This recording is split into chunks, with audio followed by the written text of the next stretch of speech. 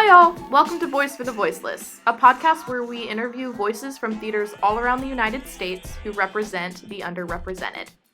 For our first episode, we interviewed Erin Banta, the administrative assistant for Family Theater Company in Denver, Colorado. Family Theater Company supports actors, designers, and faculty of all disabilities, including autism, Down syndrome, those in wheelchairs, and those of the deaf community.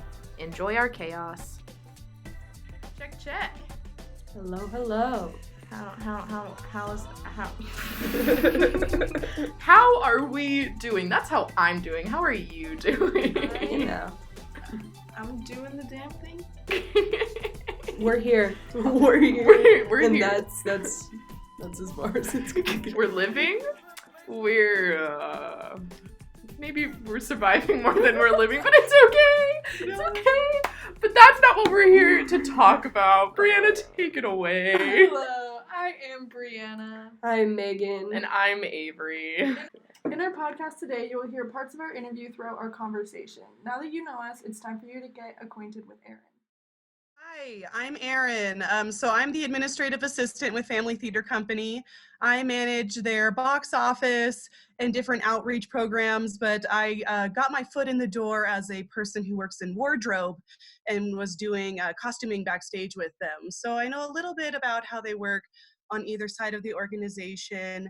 I am rather new. I've only been part of the company for about 5 to 6 years total, starting on the technical crew, but of course have been trained on history and happy to talk about what we do with families. So Okay, I think we can all agree how much we love Erin and what a great interview we had with her. Definitely, she was super cool. You'll get to know her throughout this podcast, but she's really cool. Mm-hmm. We loved how she really talked about the community and how she chose to stay there because it was beneficial and positive. Mm-hmm. Yeah, it was really cool to hear that.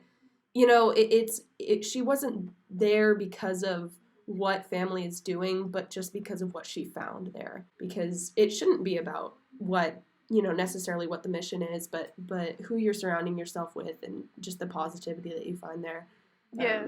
So that's super cool. Yeah, and that reminds us that Family Theater Company is just like any theater company where you just have a community of people who support you and who love you. And I think Erin said it really eloquently when she was talking about the production process that they go through. So our production process, in some ways, it's just like every other theater you've ever been to. In a lot of ways, not like anything you've ever seen. So right from the very get-go, we're making sure that different elements are accessible. So, one of our founders always says things like, most theater companies, they'll figure out how to get an elephant on stage, but one wheelchair, they freak out. It's like, ramps, people. Just start with ramps. They're better for everybody. Let's just build ramps. And then making sure that we have different practices in place, like we do ASL, interpreted performances, audio described performances, low sensory performances. So it's building that into our schedule.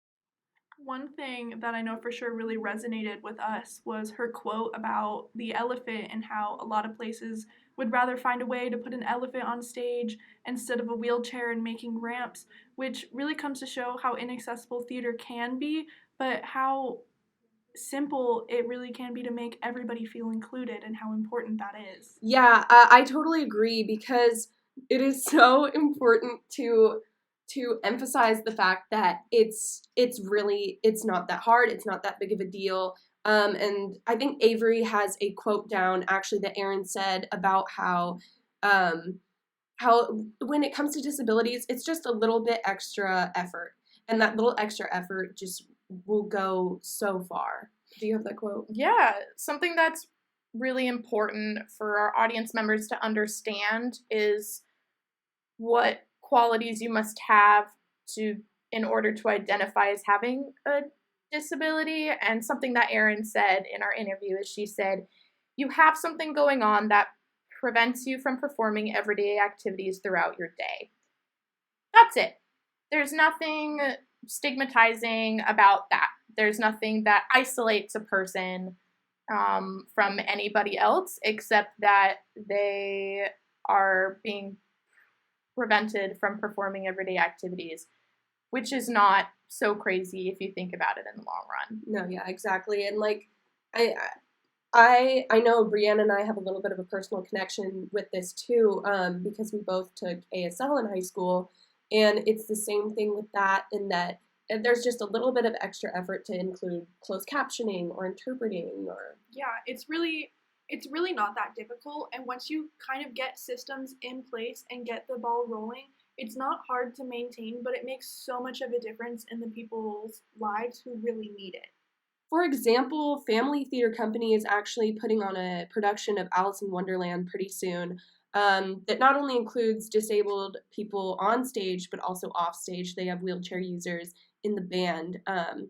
And like that's exactly it. Like it's opening up doors all around for anybody and everybody to get involved on and off stage.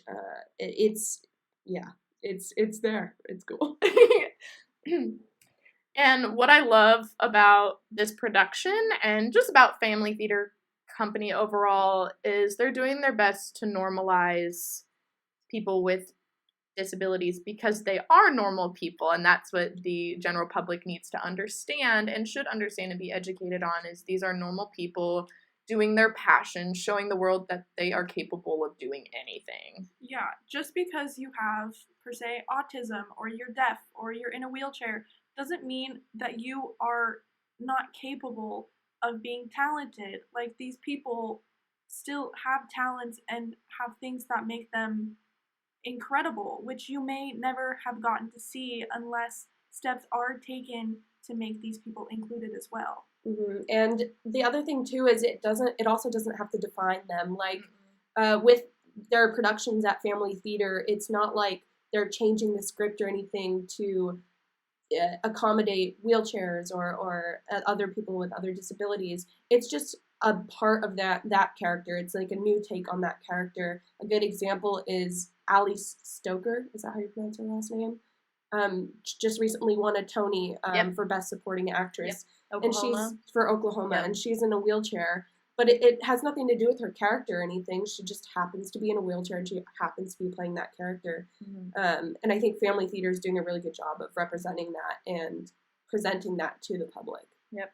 They're doing a great job of representing the underrepresented. Oh, wow! You called it back. Wow, we love that full circle moment.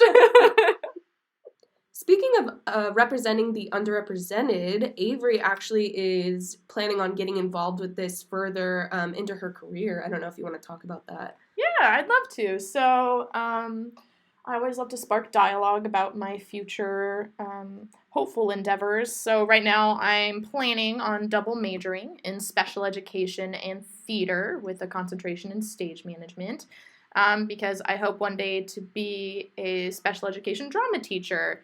That major doesn't really exist, at least not at Western.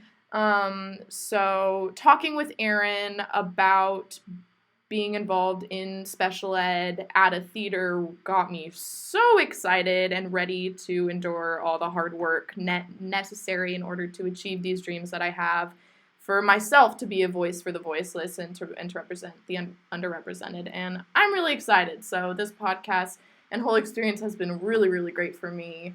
And I want to thank Erin for talking with us because this has been a really great experience.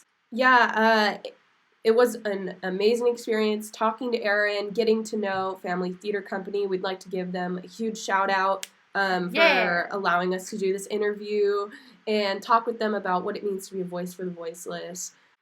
To close out our interview with Erin, we asked her if she had any final thoughts, and here's what she said.